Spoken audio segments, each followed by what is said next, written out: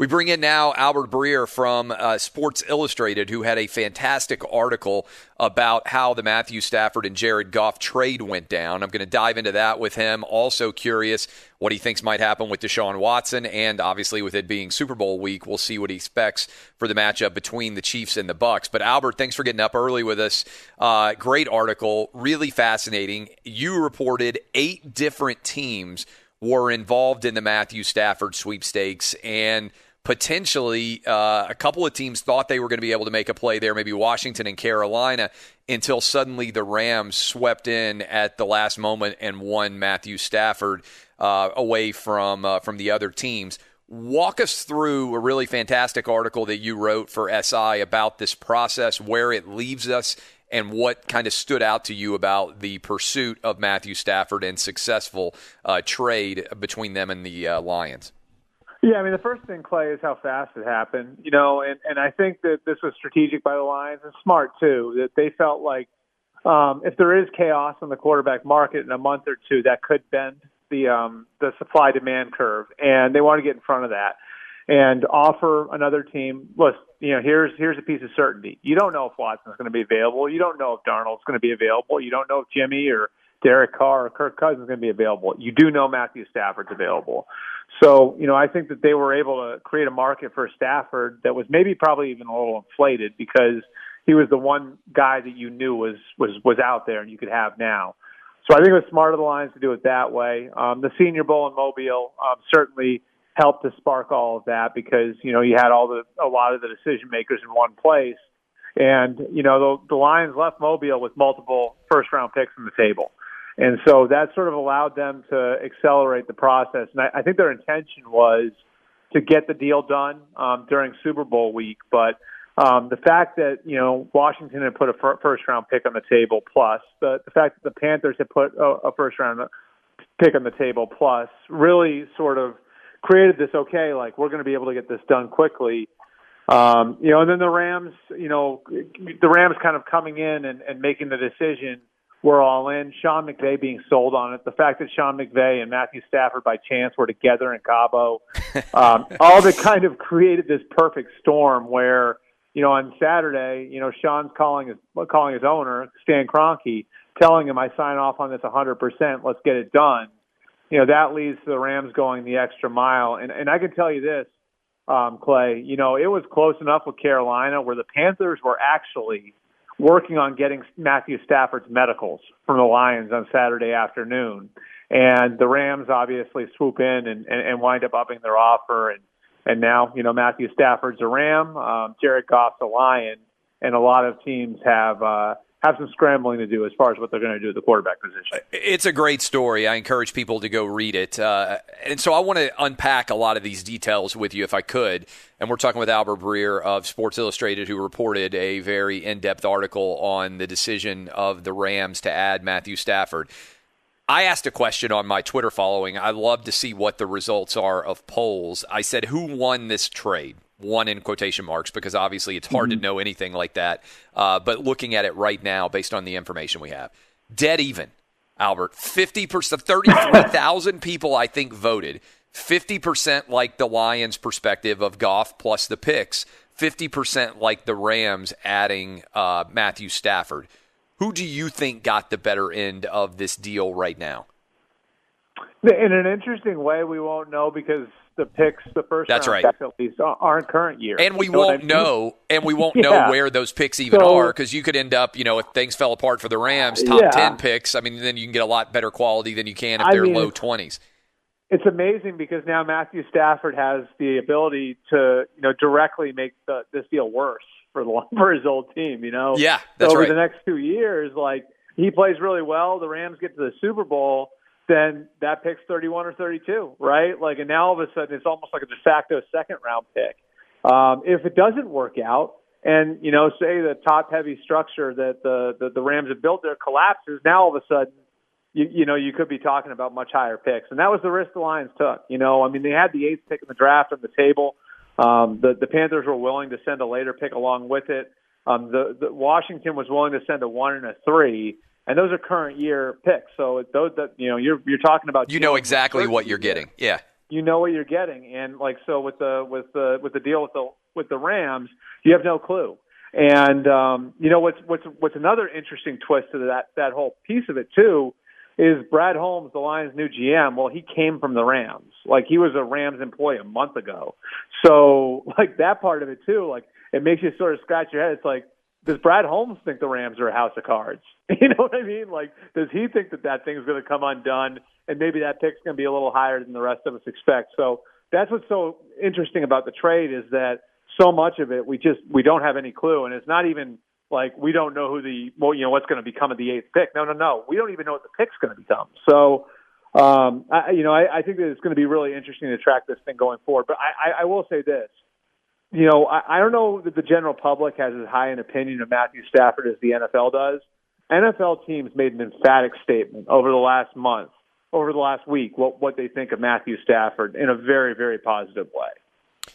Yeah, that is such a fascinating point. Another fascinating point is the Rams getting rid of Jared Goff's contract, which effectively acknowledges that what they gave him, they didn't think he was worth.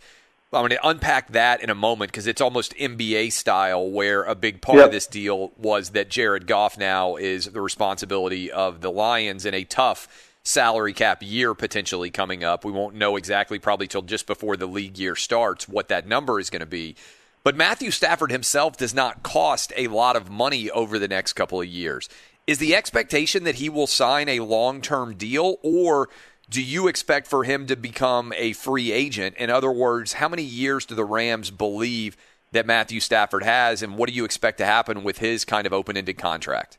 Well, he's been banged up a lot. So, I mean, I guess, there's an element there. Who knows, right? Like, if he gets knocked around some more, does that shorten his career? It's certainly possible. But I will say the Rams have really good history of making these sorts of trades and then winding up taking care of the guys, right? Like, so Jalen Ramsey, they traded for him.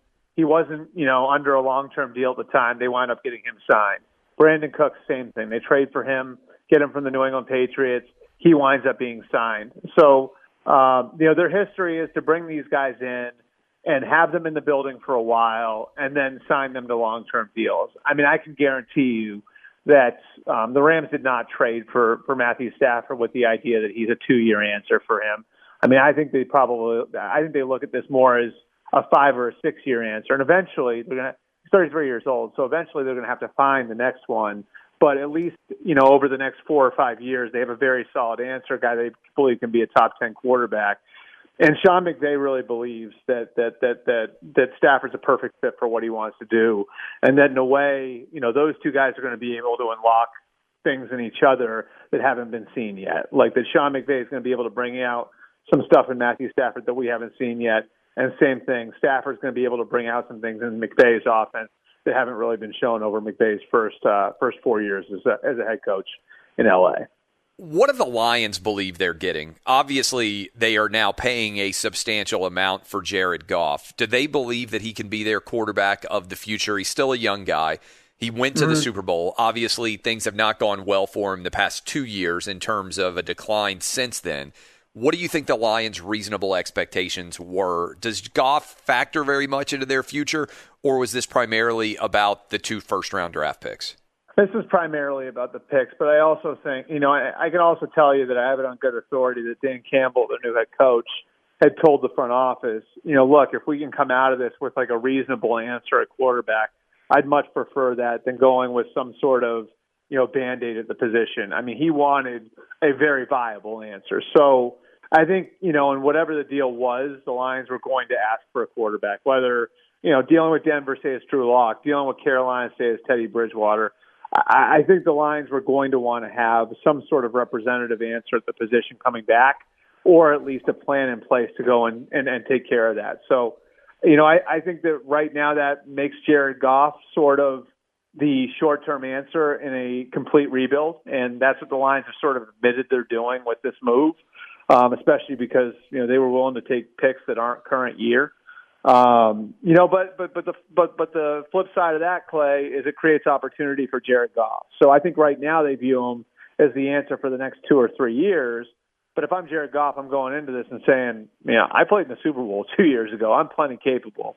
So he's certainly going to have a chance to prove himself worthy of being the franchise quarterback in Detroit over the next couple of years. Was the report you think about Matthew Stafford saying, hey, I'd go anywhere but New England, likely to be true, or was that just a shot at Matt Patricia on the way out? What's the genesis behind that so far as you can tell? Yeah, so what I can tell you is that Matthew Stafford did have a list of preferred destinations, and the Patriots were not on that list. So, whether or not he was the only one on that list, I don't know. But I can tell you that there was a list there, and the Patriots were not on that list, which combined with the Patriots' offer coming in a little bit low, sort of made the Patriots one of the teams that bowed out pretty quickly in the whole process. And he did have a list of teams that he did that he really did want to go to, that I think was kind of kept closer to the vest. But I know the impression that other teams had gotten was that the teams that he wanted to go to most, 1, 2, 3, were the Rams, the Niners, and the Colts. And that's not a real surprise, and that's going to lead into my next question. I thought he would go to the Colts. I thought that was the most likely destination. The Niners obviously have had tremendous success with Kyle Shanahan. It's not a surprise that he would pick, having come out of Detroit, 3 teams that have had a lot of recent success in terms of being in the playoffs. What do you think the Niners do, and what do you think the Colts do among other teams that were in the running in some way for Stafford now with him gone? So I think the Niners are content with Jimmy Garoppolo. Again, I don't think they view him as a 10-year answer, but his contract has really matured, and it's a very reasonable deal now if you look at it versus other quarterback contracts. So I think the Niners continue to survey the market. Maybe a Kirk Cousins becomes available, maybe a Matt Ryan becomes available, somebody who Kyle Shanahan has background with. But absent there being some one of those sorts of opportunities, or Deshaun Watson coming onto the market, I think they're happy to tread water with Jimmy Garoppolo for right now. The Colts, on the other hand, I think they could get aggressive and move up for a quarterback in the draft. It wouldn't surprise me, at least. And I think the parallel that you want to look at is Kansas City here. If you look at Chris Ballard's history, the GM there in Indianapolis, he was in Kansas City from 2013 to 2017. The way they built the roster there, they spent 4 years investing draft picks in guys around Alex Smith. And then once the thing was built up, they went and they struck. And they were like, okay, our roster is where we want it now. We found a quarterback we really love, and we're okay packaging picks together to go and make a massive move up. Now, he wasn't there for the Mahomes trade, but he was there for all of the lead up to the Mahomes trade, and he was one of the primary, I would say, advocates of Patrick Mahomes in that building in Kansas City. So where's he at now in Indianapolis? About the same sort of spot, actually. 4 years into his time in Indianapolis, he's got a roster that doesn't maybe need a ton more young talent, so he could afford to make a massive move up the board. And he actually has a higher pick now than the Chiefs had going into the 2017 draft before they traded up. So how does this all factor in now with Deshaun Watson? Because you mentioned earlier that the Lions wanted to maybe strike before Deshaun Watson got up on the board. They did that. They got their deal done. Do you think the Texans are going to move on from Deshaun Watson? If they do, what's it going to take for him to leave Houston? I don't. It's hard to say right now because it's just it's a staring contest. I mean, on one end you have the Texans trying to rebuild the bridge with Deshaun Watson, and Watson won't even take their phone calls. And on the other end, you've got teams calling the Texans and the Texans stonewalling those teams. And, my understanding is the issue that Watson has right now is beyond the new GM, Nick Caserio, beyond the new head coach, David Culley. It's really with ownership. And he feels like he was sort of misled and kept in the dark last year when they traded DeAndre Hopkins. And they promised it wouldn't happen again. They told him he'd be clued in on the head coach search and GM search.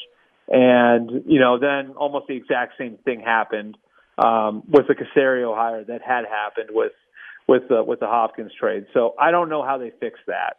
And I don't think Watson's a hard guy to get along with, which makes it even worse. It's just, a horrible, horrible example of mismanagement by the Texans. So I think if they were going to move him, I think you're talking about getting 3 or 4 first-round picks. I don't know which way this goes right now. Is somebody willing to give that? Like, is there a team out there that you think, well, let's just start with the 3. Is there a team in your mind out there willing to go to 3 first-round picks? Who might that team be if that were to occur? So, like, if you're Miami, do you send the 3rd overall pick, your slotted pick, which I believe is 18? So do you send 3-18 in your 2022 first rounder if you're Miami? Yes. And maybe Tua as well, right? Tua, because you wouldn't keep Tua in that scenario. Or you get a third team involved and get a first round for him maybe late. I don't know. Right. So, I mean, like if you're Miami, you feel like, okay, like we're getting a little closer now. We've invested a lot in the roster. Let's go get Deshaun Watson. And, you know, I think it's at least interesting that their offensive coordinator spot has remained open as long as it has too, which is sort of another twist to all of that. You know, but I do think there's a team out there that would look at a trade like that. You know, would the Jets do it? You know, the Jets have the 2nd pick and the 23rd pick, I believe. Would they package their 2 picks and then one of their first-round picks next year? Remember, they have 2 first-round picks next year as well.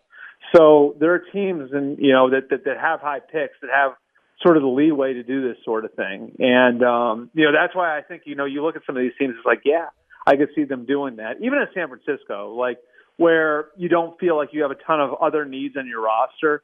You feel like you've got that thing built up. If you're San Francisco, do you look at it and say, we really aren't going to need first-round picks the next few years because we have our core in place? I just think there are going to be some teams out there that would be able to justify the idea of going to 3 or even 4 first-round picks for a guy who, at 25 years old, Clay, I mean, like, he played great in a horrific situation this year, which I think says a lot about who he is as a player, and we've seen him in the playoffs already. So we're talking to Albert Breer, Sports Illustrated. You mentioned and wrote that there were 8 teams at least that expressed interest in Matthew Stafford, and that might have surprised some of the average NFL fans out there. There are going to be a lot of quarterbacks potentially on the market again this year. There certainly are a lot of teams on the market for a quarterback as well. Where would you say, in general, there might be some guys that would surprise fans that are going to get a lot of interest? Is it Jameis Winston? Is it Marcus Mariota? Is it, I don't know, a guy like Teddy Bridgewater who might be getting released? Who is out there that somebody could maybe convince themselves, hey, this guy can be our Ryan Tannehill, a guy who might not have worked out so far but still has talent? Are there any of those guys that you hear being bandied about? You know, I mean, the one that I would bring up here that I think is sort of an interesting one is Sam Darnold, New York.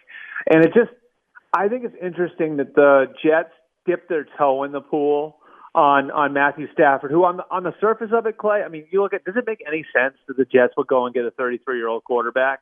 No, right?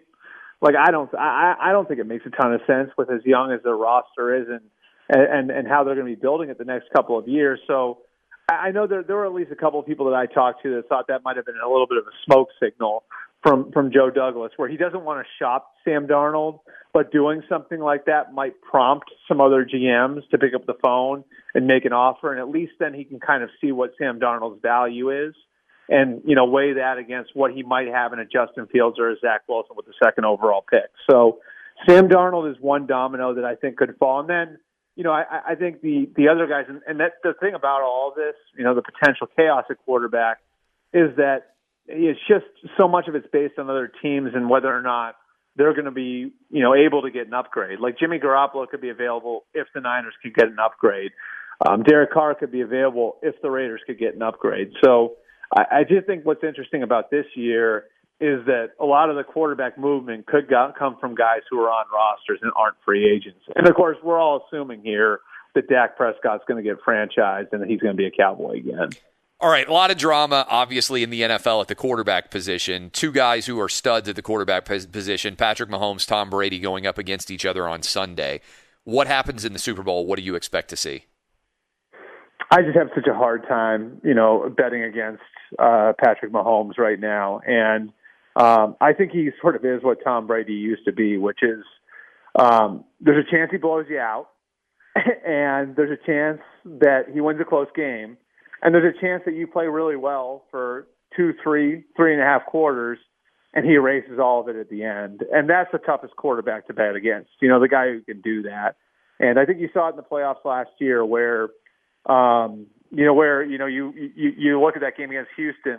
I mean, they just got off to a horrific start, and he was able to erase that. And then in the Super Bowl, the Niners outplayed them in every way for 3.5 quarters. In the last 8 minutes of the game, Mahomes just makes all of that not matter.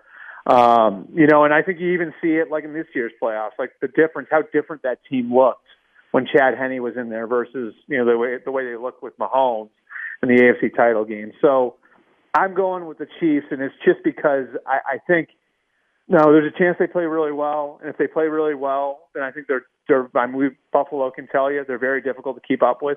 But even if they, come out and they're not great right off the bat, Mahomes has the ability as like sort of this eraser to make none of that matter. Again, just a very, very difficult team to go against. And I don't know if the Bucs are going to be able to hang with them for 4 quarters. Albert Breer, appreciate it, my man. I know how busy you are. Great work with that story. We'll talk to you again sometime soon.